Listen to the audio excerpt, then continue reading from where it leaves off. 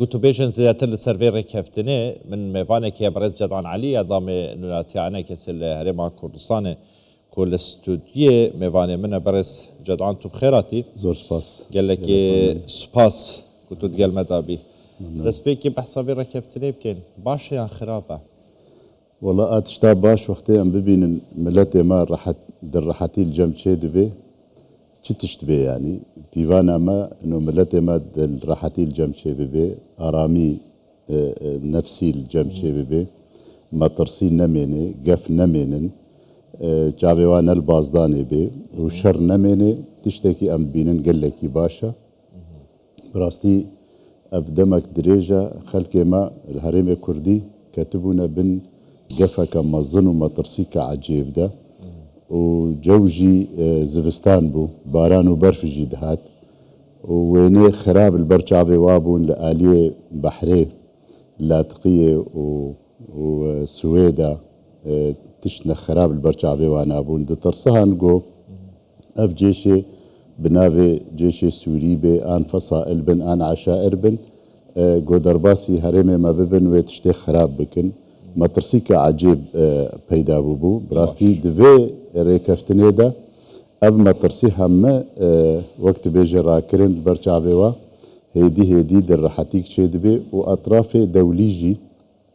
براستي هم رازمنديا خدنا خويا كنو تشتكي بجا امريكا بقرا واتحاد اوروبي بقرا دولتين هرمي هرما كردستاني شام مظلوم عبدي انجي قصدي بنافي ريفابريه ببكا كيجان بن افا حمو رازي بنا خدايا خويا كرن دليل انه وقت خويا كرن حمل في درفتي دقريان جو نهيلن خوين برجي والوزي وشر زيدان يعني بس سياسيا كردان بفيري كفتني سركتنا كمازن بدس قسيا سركفت بدس انينا سركا شرنا من الهرميمة تشتكي قال لك باشا وبالكيشا يعني هي الشرنا مينتن وهاد بيجن قور توقيعي وانا لقور راقهان تشتيد راقدق هين السر زماني رايا داري وانا يشا ميجي واي قصد يجي حمد بيجن امي بابند بن بي واد بيجن روجات دشامي قافي عول امي بافيجن دس بي بكن تنفيذي ده ليه ريك دس كفتني سياسي تشتك حالي حاضر دنا في ريكفتني دا نديارات ريك دس كفتنا كا ام بيجن لشكريه آليه چکداری و نامينن او قافي خالي قول سر هفدو بهفر اتفاق كرنا لسر ابنا نخالين حملنا خالي سياسينا خالي امنينا خالي اسايشينا براستي تشتكي باشش في آليفا باش آلية سياسية هشتا تشتك ديار نينا باشا برياف احداثن سوريا وهزن حسدي وحكومتها امشن هزي سر بحكومتها سوريا دروز ببن روشاوای کردستان سرکردین روشاوای کردستان داخل لا مرکزیتی دیگه نان ولیه دیگه بگوت اوه تنه مرجع می شرط می جبودان ساندنان وان احداثین داویه بویره کفتنی یعنی تشتک مایا بناوه لا مرکزیتی نه موازین الامبیجن قوة پاش چاره هیوه او رونشتنا چاره هیوه الشامی چه بوی هيوا درباس بوي وشر حلب شيخ مقصود واشرفيه تشيبو دير حافر ومسكني ودباي وانارا ديرا زوري ورقاي براستي هيزا امبيزن هيزا هردو اليا خلل كتيده توازن نما قصد كاريبو و شرط مرجع خل سروانا فرض بك الجهرتنيل سر عرضي جو تشيبونه لا مركزية جو قصدت خست ام نزانن بكا تشتكيش بو ما باش بو ان نباش بو براستي ام لا مركزية اداري مثلا ان لا مركزي بمعنى بسينور بيت نزان بشي هاجرنا سياسي بي وما في كرد دا نباراستي بن و تايبت منديا كردي دهرم كردي دا نباراستي بي اما ام نقل اكيد بالسريده تمام قصدي وقتي بفاري كفتنا تشوب شاميرا كرج ده ازاري وبري ويناجي بوقتي بشار رجي ذكر بآلية سياسية كردي خلقي تبايا جافدير سياسي دقوتن افتشتكي شاشة وكا كأنه مرو حسب دينه بشت عربي نبيشي عربي دفي ڕێکەفتن گەرەکە عولی سیاسی چێبووبانە دوورە ئێلەشکەری دانوستاندن سەر چێبووبانە گرێدایی بە گونجاو بە بە ڕێکەفتنێ سیاسی ئەها ئەفتر ڕێکەفتنا سیاسی دڤێنادە تنێ بێجارێکی پرس بەوانە کردونیە نانا ئەبەدەن قەسەدێ ji roja gotçê Şamê yek şêwirmendî an jî agadarî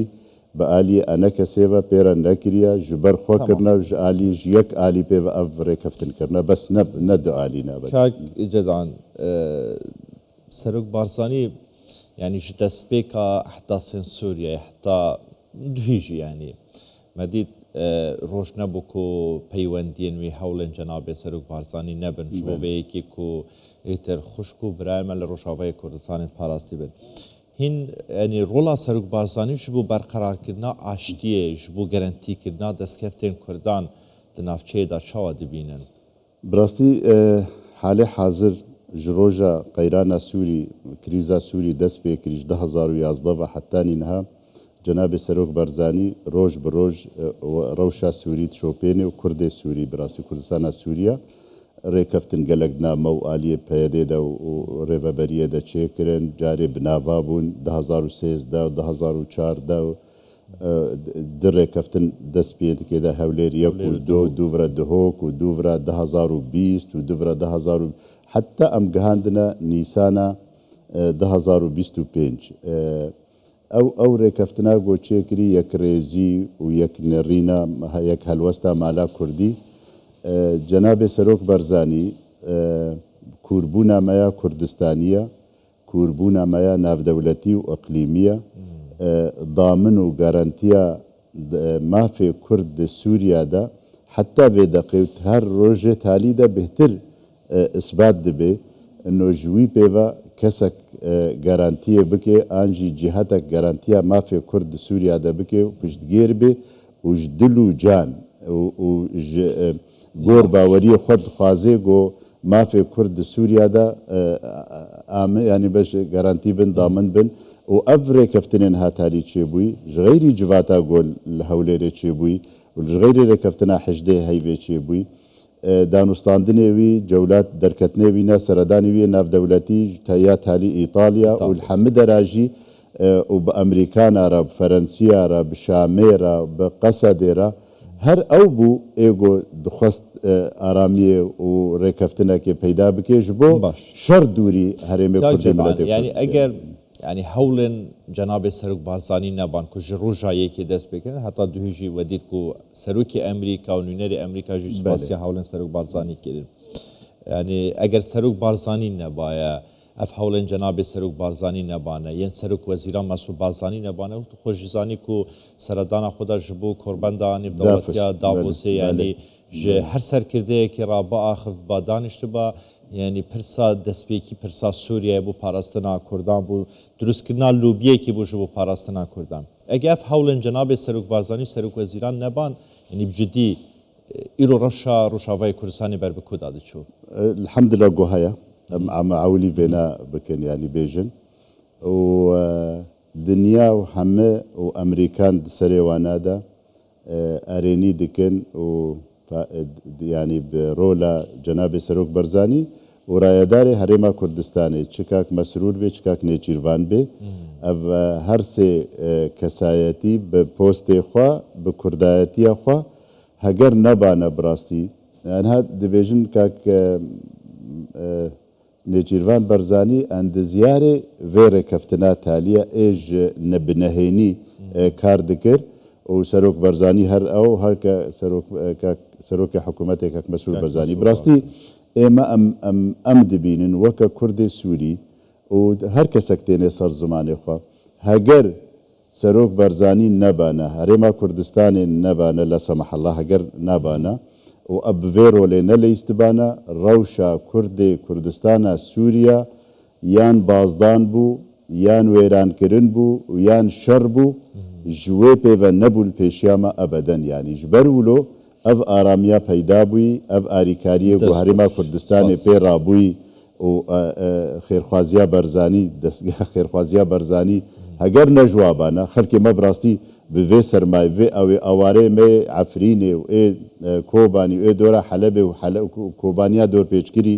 براستی هەگەر نەجوابانە ڕەوشەکە عەجێب خراپ بۆ ئەم تێدان حەمدێ خودێ پەیامەوە چێش بۆ vê yekgirtina sertaseriya Kurdan yani tiştek dürüst bûye di tewqua hiç kesek da nebûye îro kur li her dinyayê bûye yek Kurdistan یەکە بەێ واللهی ئەم gelekî şanaziyê pê dikin û em dibêjin gere ev rihêgo peyda bûî di rêya Herêma Kurdistanê û Cenabê Serok Barzanî re peyda bû hêviya me ew e berdewam bê hêviya me ew e ji bo kurdîtiyê berdewam bibe ne ji bo bercewendiyê hinek alî an jî dirûşmê ne cihê xwe girtî weka Umma demokratiya û biratiya gela nedibin va dirûşma de hevgirtin an jî berê wê tehf nedin bûî tîcahî de herê ya kurdayetiyê parastina kurdayetiyê û hevgirtin û hezkirin û dibin ala Kurdî de ala Kurdistanê de ew e agogo me bigihêne ber il eman û cihê baş berez Cenan Aliyan damên nûnatiyane kesile Herêma Kurdistanê li Sûdiyê mêvanê û gelekî spasîn her hebir. Memnun.